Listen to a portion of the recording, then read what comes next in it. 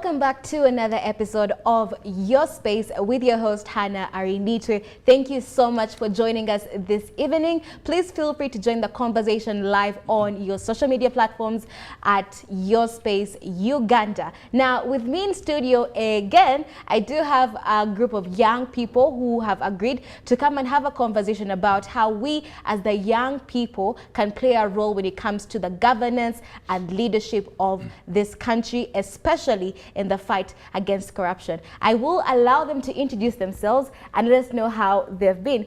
I'll start with the gentleman at the extreme end. Hello and welcome to the show. Yes, greetings our beloved listeners. My name is George Victor Otieno. I'm a social justice advocate and an activist for good governance and democracy, and a student of law at the International University of East Africa. Yes, thank you so much for joining us on the show, Victor, again. Hello to the other lady on the panel. Hi, Hannah. Hi, everyone. My name is Praise Aloikin Opoloje, and I'm a law student at Makerere University in my final year. I'm a social justice advocate, very, very key on accountability from our leaders, and I'm a mother to one beautiful daughter. Thank you so much for joining us into the show. Hello and welcome to the show. Thank you, Hannah. Good evening, our dear viewers. My name is Ilivas Nareva. I'm an environmentalist, and particularly in the area of forestry from Makerere University. And I'm a patriotic member of Uganda. I'm very much proud to be here. You're welcome to the show. We are here to really discuss the question of how are we able to join the fight against corruption? Yes, as much as there's so much going on, so many of us young people don't know how to start the process of actually being part of the asking for the accountability, the transparency, and all these different things. Previously on the episode before, we did talk about how we can be able to leverage our social media technologies. We talked about how our smartphones are now the guns, in quotes, of our generation today. Now, Praise, I know that you're somebody who is very, very, very, very high on using your social media platforms for activism and all those different things. Can we maybe have a step-by-step how? You know, for somebody who doesn't know how to use the hashtags, yes. For somebody who doesn't know how to to tag the right thing or the right people, or the right institutes, how can we be able to join you in your activism? Okay, whatever I'm going to say, I don't want to sound like an expert, but I'm just going to share from my personal experience. One important thing for someone who's just starting their journey of online activism is authenticity, credibility. You get? Do not ever post something, one, that you haven't researched or confirmed whether it's true or not. And it's true that once in a while the mistakes could be there, but let it be that you went out, you asked the questions, and someone maybe lied to you and told you this was real. You understand? But not fabricating. But not fabricating. Avoid that exaggerated, you know, I don't know. For example, 100 young people have been arrested, and you say 500 young people have been arrested. If you lose authenticity, then it's easy for someone to discredit everything you're doing and everything else that you will post or say or speak about. But also, it's about, you know, we have this rush to always jump on trends, which is a good thing. But in the existence of things that are trending, you know, there are those issues that we never get to talk about because they are not trending. And yet, good. Those are the issues that are happening in your area. Those are the issues that are affecting you. So before you jump on a certain trend, which may not directly affect you, as someone in Palliser, have you walked by maybe the main hospital and seen an issue and just let it go?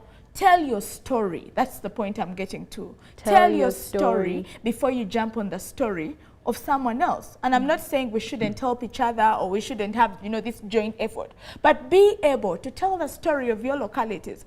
Every day we cry inclusion, people are left out, marginalized communities. But in those marginalized communities, we have people that went to school, we have people that own smartphones. But what are they doing? Are they reporting the story of where they come from? At this point, I want to just send my appreciation to Mercy Munduru. She has been pushing the agenda of change in West Nile for time immemorial.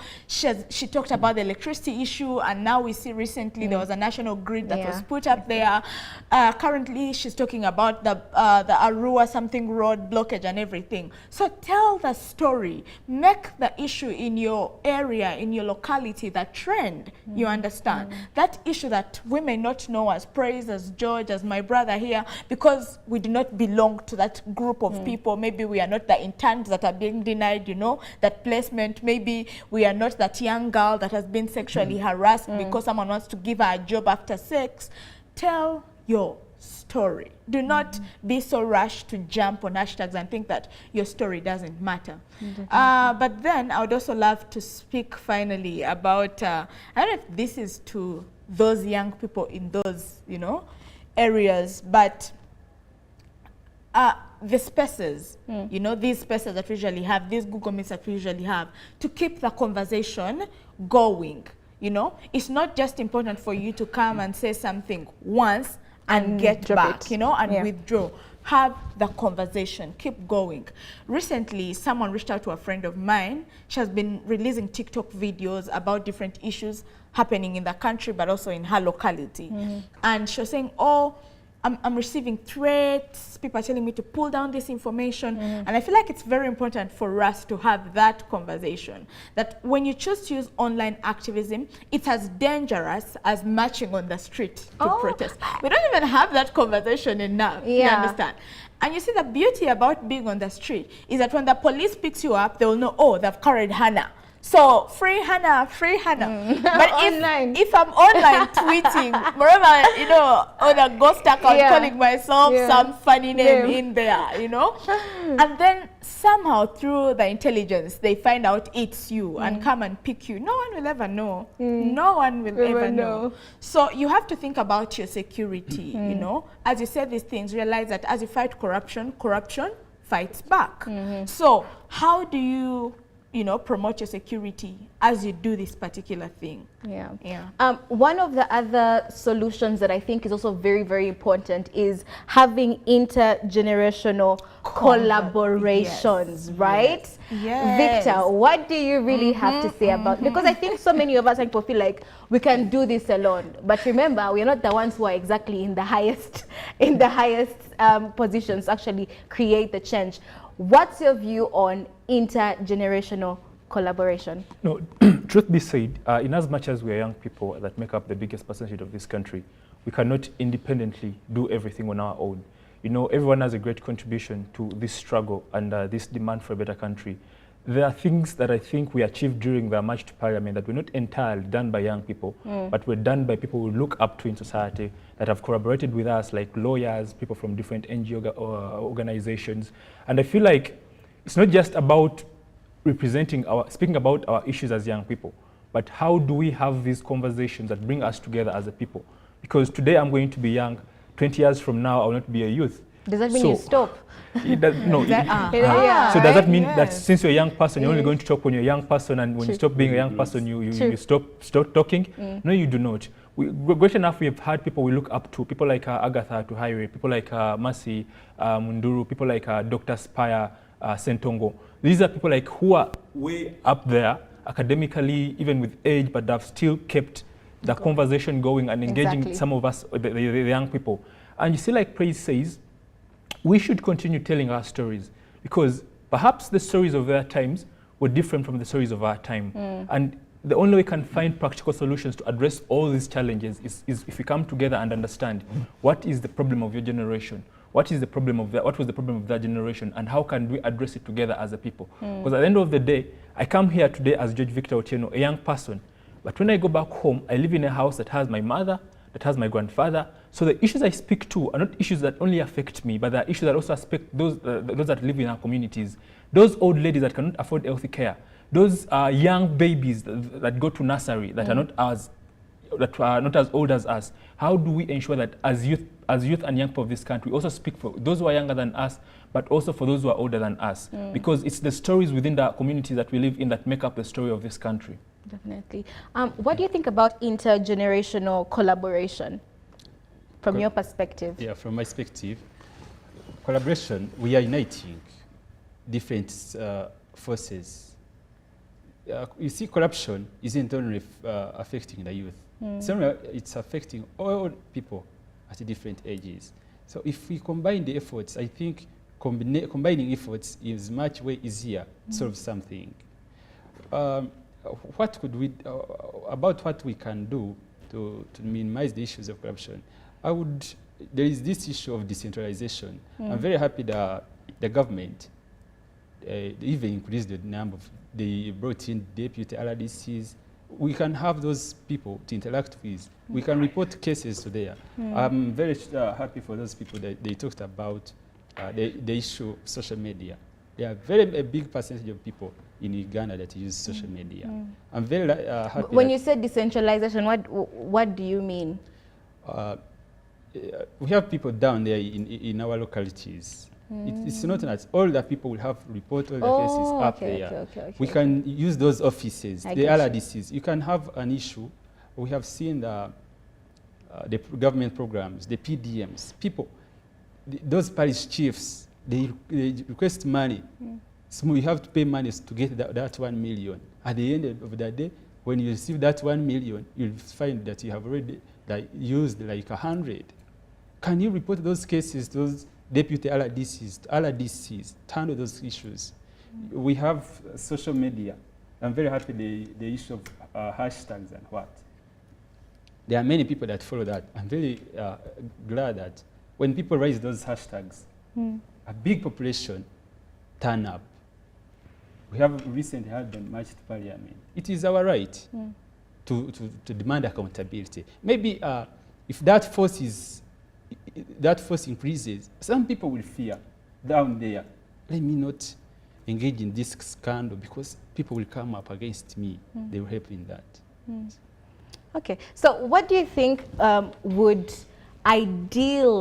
be the ideal long-term impact of us actively, consistently being part of this? Like the ideal, like what would you think would be the perfect picture for this impact? Do you think we can achieve that? The impact of what exactly? Of like intercollaboration, activism, youth engagement. So I'm going to sum it all up in what demanding for accountability looks like in the future if we keep doing it, what the future looks like for us. One, I feel that we are going to have a leadership that is people-centered. It may not be by choice, but it will be by the pressure that people exert on them. So before you make a certain decision in Parliament, you ask yourself, does it actually benefit the people? Because you know it at the back of your mind that if it doesn't benefit the people are going to come for me, you understand? And that is the perfect balance that I see. A country that has lost so much to stolen money, you know, for example, through corruption. Just recently, the IGG was saying that we lose 25 billion per day, 25 million per day. That's quite a lot of money. And if we can be able to get back that money into the system to build better schools, you know, to improve the medical system in this country, to build better roads, to just make the life of the ordinary Ugandan better.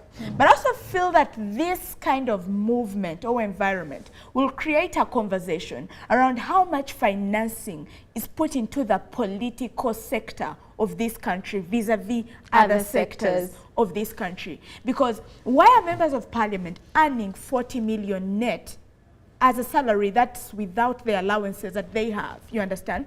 Why are we spending that much of money to give these people? They are not taxed at the end of the day, and yet we have children learning under trees. You know, we have children in a new curriculum that expects them to have phones, to have gadgets, but they don't. And they're competing with kids who went to schools like I went to Seta High School, where you have a computer library that you can always access, that you can always go to, you have Wi-Fi. How do we expect them to compete favorably? So this conversation, for me, looks like a world where we start to ask ourselves critical questions because of the issues that ordinary day-to-day Ugandans report in their life stories. I'm so glad that, for example, this is an impact we don't talk about, but let me, you know, talk about it. You see that there was this regional parliament thing organized, it even had dates slated, you know? And Uganda draws up in large numbers condemning the wastage of resources. They insisted and had the first parliament in Gulu. But even after that parliament, you saw the response of people in Gulu. You people have come here to talk to us, but you're not actually solving our problems. You're in our land discussing other issues. And in the conscience of the members of parliament, they have not had the other regional settings, you know. That in and of itself is a small picture of what Uganda can look like if people actually recognize the power that they have and ask for accountability. Definitely. I love that picture. Let's go in for a very short break. We'll be right back. Keep it tuned right here.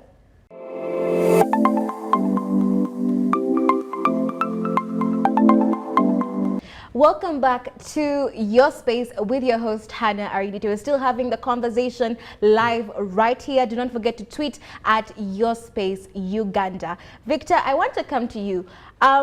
What does the ideal Uganda look like for you if we are able to implement all these different things we have conversations about each and every day? What do you think the long-term effects would look like? Well, as she was concluding her submission, she said people need to realize the power they hold. And I think with each day that passes and we come to realization of that power that we hold as a country, as a generation, and as a citizenry, it is going to help us create a nation where we as the people can hold leaders accountable and there is impact to it. The only reason as to why right now it has not been realized is simply because we had abandoned that responsibility. And this has brought about the rise of the impunity we've been seeing.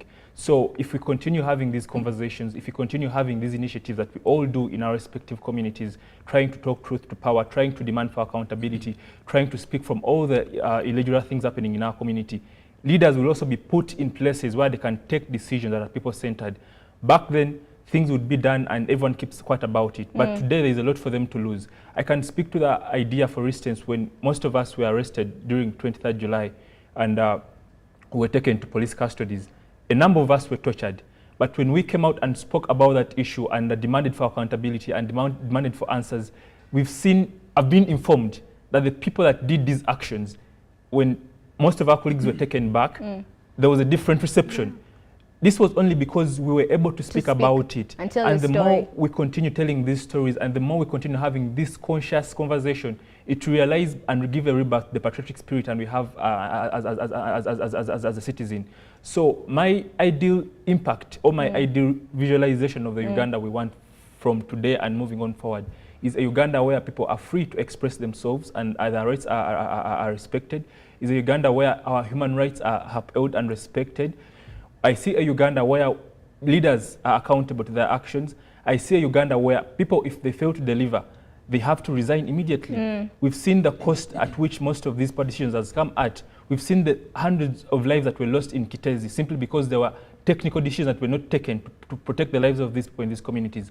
So if we realize our people, our power as a people, we are going to be able to hold these leaders accountable, to hold them and understand that actually their power comes from us and the Constitution, not from them. Definitely. What is your visualization of Uganda if we are able to implement all these different things? Livas? Well, we all have dreams. And to the Uganda that we wish to have in future, or from today onwards, it's like we need to have, especially in these things of taxpayers' money.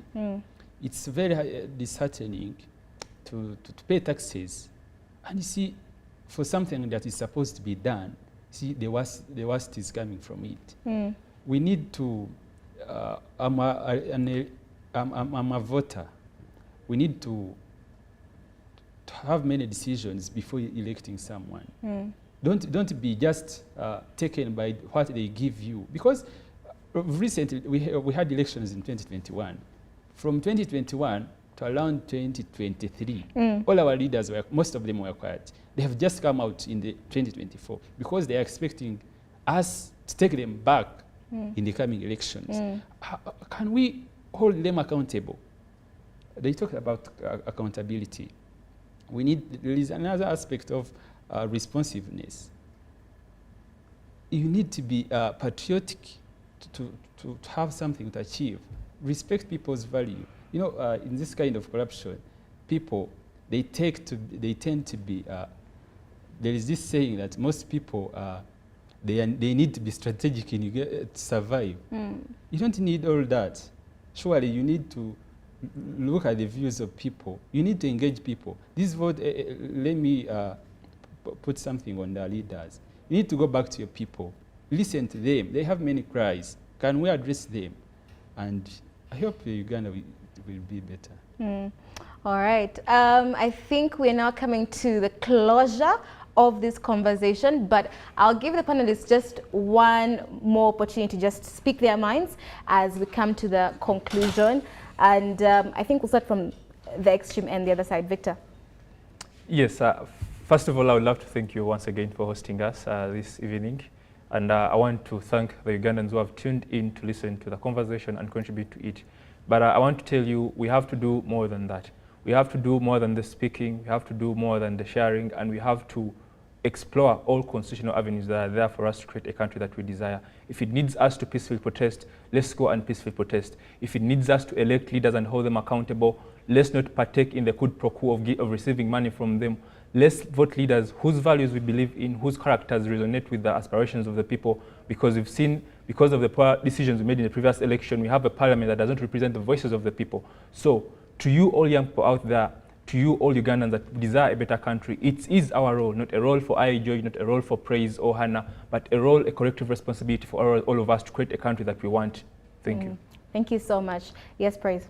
So for me, thank you for hosting us. For me is love Uganda, love your country, because outside this country, you are a refugee, you're a tourist, you're a visitor, you're not home. This is the only country where we can stand up and say it belongs to us. But if you do not stand up to fight for the betterment of your country for all those diverse reasons that you could name, the excuses, you know, they usually say, for someone who does not want to do anything, they don't find a way. They find an excuse for it. So it takes intentionality to say that let me find a way to fight for what I believe in. And I believe that as a country, we have had a problem of accountability for such a long time, where Ugandans have sat back, neglected their duties and responsibilities as citizens, and sort of thought they're for someone else. But this is a call, a redemption call, an opportunity for you to stand up and show some love to your country. And that's what patriotism is. Patriotism is not belonging to a particular political party. Patriotism is not, you know, bad-mouthing this person or the other person. Patriotism is about fighting for your country, loving on your country. And that's what I call upon every and each Ugandan to do, to be patriotic. Lovely. What would be your final contribution to the conversation? I just wish to appreciate you for hosting us. You know, little is said, but we have much more. If we keep up with these engagements, I hope someone deep there in my village, Mugore, will have much more to do, to learn from us. Don't just choose, have your specific goals, expectations, and I'm very sure that the Uganda we want shall be there. All right. Thank you so much. You've listened from this very fantastic panel. I hope you have the energy, the power, and the love for your country to be able to do something today. It's been a lovely conversation with you here. Do not forget to tweet at YourSpace Uganda. Again, I've been your host, Hannah Arinite. Have a fantastic evening. Bye-bye.